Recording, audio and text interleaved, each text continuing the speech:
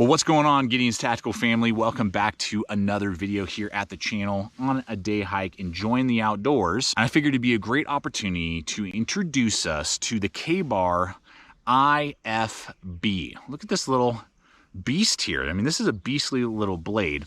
Now, I'm not sure what IFB stands for. When I saw the design, the price at $35, and then the specs, I was like, does IFB stand for instant failure bucket? Is that where I'm going to throw this? Is this just an instant fail? Is it garbage? Or is it something to actually look into if you're on a budget and you're looking for kind of a do-everything, jack-of-all-trades camp knife, field knife? That's definitely what it's designed with. Now, it's made in China out of 8CR13 MOV steel, hitting that $35-ish price point. So I'll be honest with you, when I saw that, and coming from Ka-Bar, I wish it was made just about anywhere else out of anything else. So that is my kind of perspective diving into this, and we're going to find out today together, how does this blade perform? Is it worth investing, or is it just an instant fail and should be thrown in the bucket? All right, gang, so the blade shape is cool. I mean, don't get me wrong. What we're looking at is just shy of 5 inches overall blade length. It's about, I don't know, 4.8 something, and then like 4.7 actual cutting edge. We have a nice long belly, long blade cutting edge there, good relief edge. I didn't have to do any fine tuning. What you see is factory edge, and it was great right out of the box. I had zero complaints with the style of knife, what it's supposed to be. The edge geometry was good. It's a high flat or saber grind, basically up to the fuller there, and then it transitions to the flat. You got that nice fuller right there just to help with balance and aesthetics.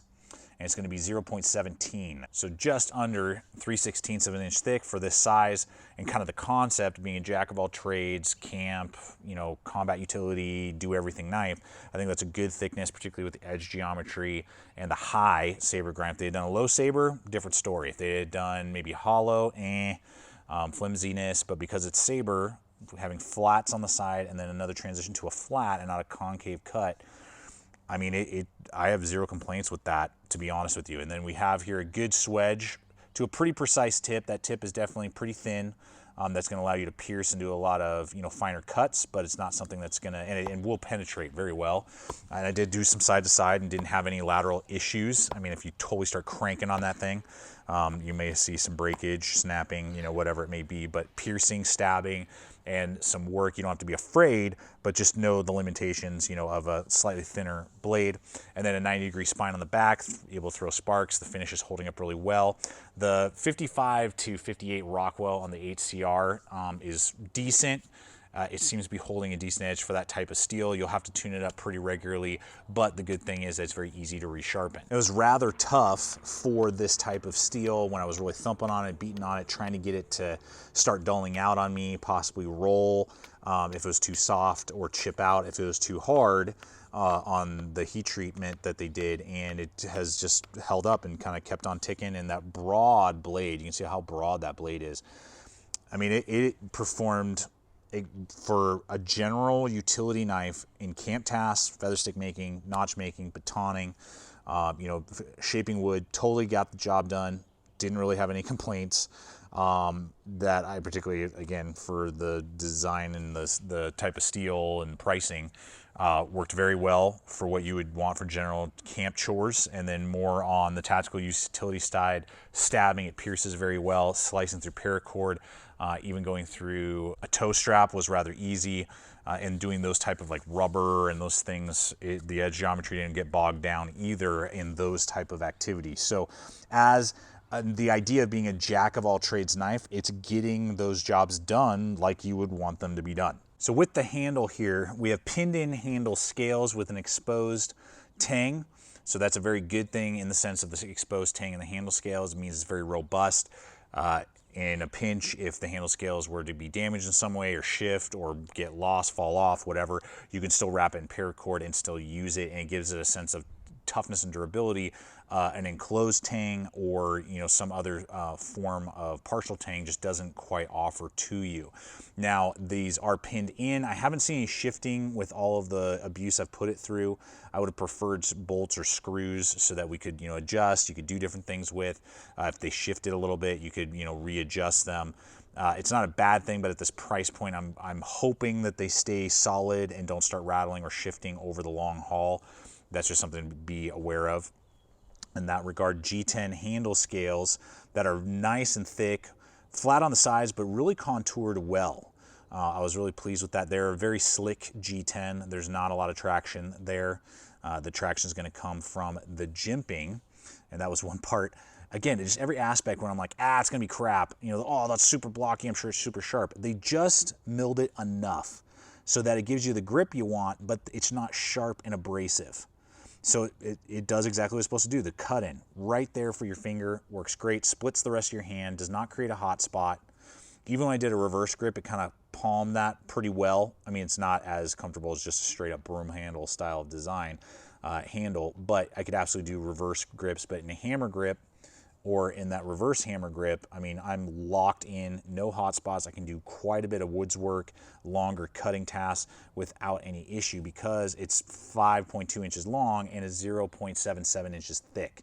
So it's a robust, beefy, long handle with lots of grip points, an exposed lanyard, kind of non-lethal striker, more towards that, combat utility role that you could absolutely do that in, and it didn't really create any sort of undue shock because it is a rather light blade at just under 10 ounces, like 9.8, and then with the sheath it's like 12 or something like that. So that's good too for nimbleness and not feeling like a big bulky package like other K-bars. Even like the BK2 is going to be significantly heavier than this model. And again, though definitely more of that combat kind of blocky on the sides, that nice milling all the way around definitely is more contoured than some other, fixed blades. I'm thinking like the Rat series from Ontario is definitely going to be blockier than this.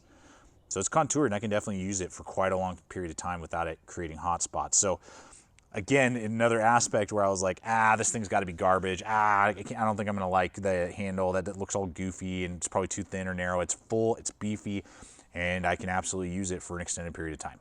All right, guys, so let's go ahead and talk a little bit about this sheath right here. Now, it's a polymer, so that's good versus, say, like really crappy nylon that often comes with with knives of this price point. So that's all good. It is not Kydex, just a polymer.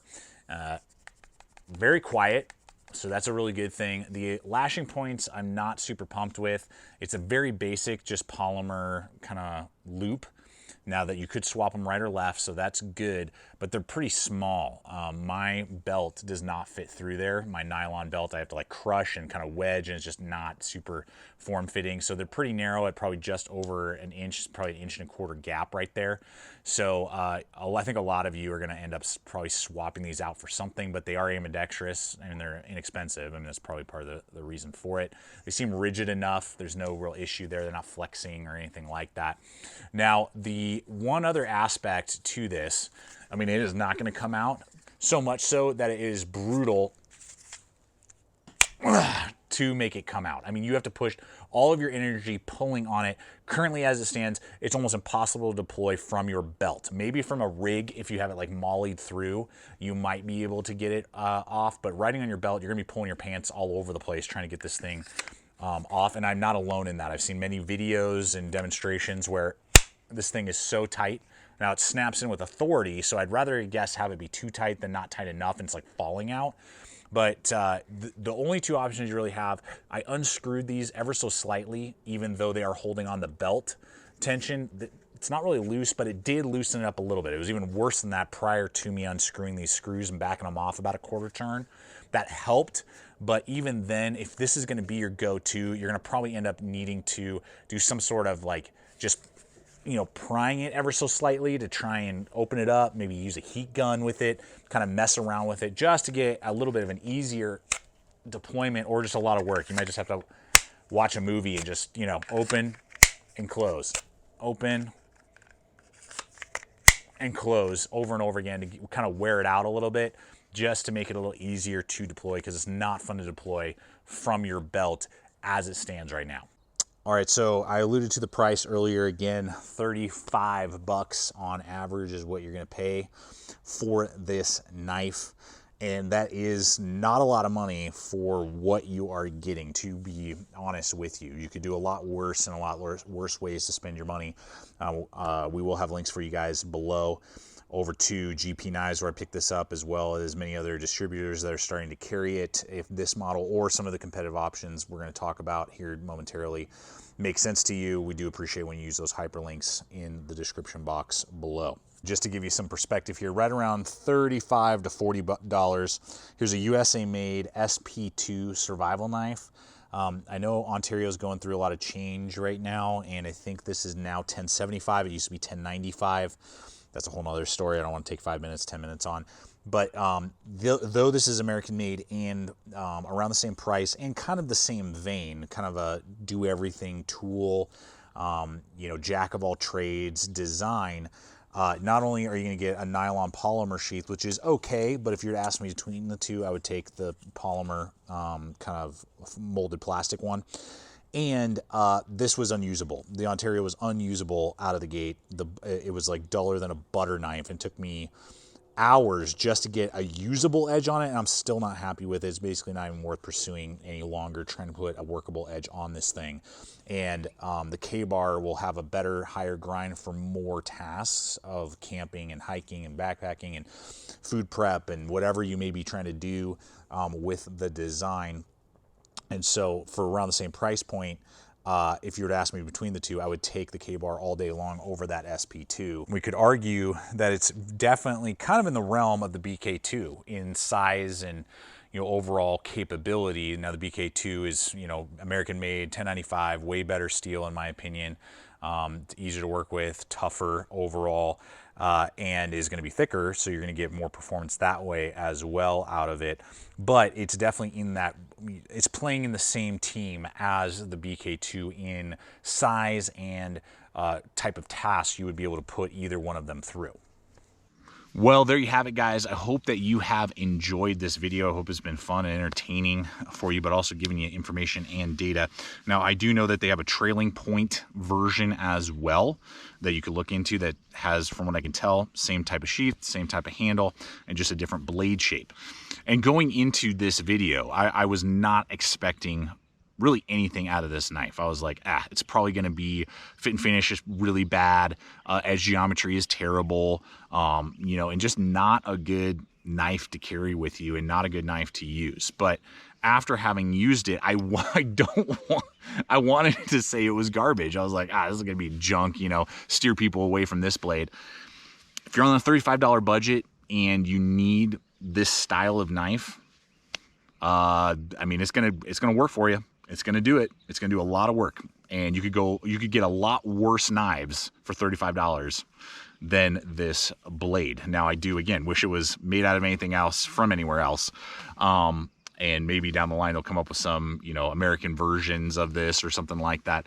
But, you know, you need like a backup knife. Maybe you bought a BK2 and that's your go-to, but you want a truck knife that has similar, you know, properties in its sizing and, you know, and things like that. You know, or you're just on that super tight budget, you could do a lot worse than picking up the IFB. So it's not an instant fail. It's not going in the instant fail bucket. It's going in the budget option bucket for you guys. But I want to hear your thoughts. What is your take on the IFB from K-Bar? Do you like this version? Does the trailing point make more sense to you, or that you gravitate to more? And just look forward to the discussion that we are about to have in the comments below. And I invite you guys to subscribe if you're not yet a subscriber to the channel. What's wrong with you? We're putting up content like this weekly, all the time, for like almost 9 years here at the channel now. And so I invite you to subscribe if you're not yet a subscriber. Check out the other video popping up. And until next time, always remember, stay equipped, stay prepared, and we'll see you out there.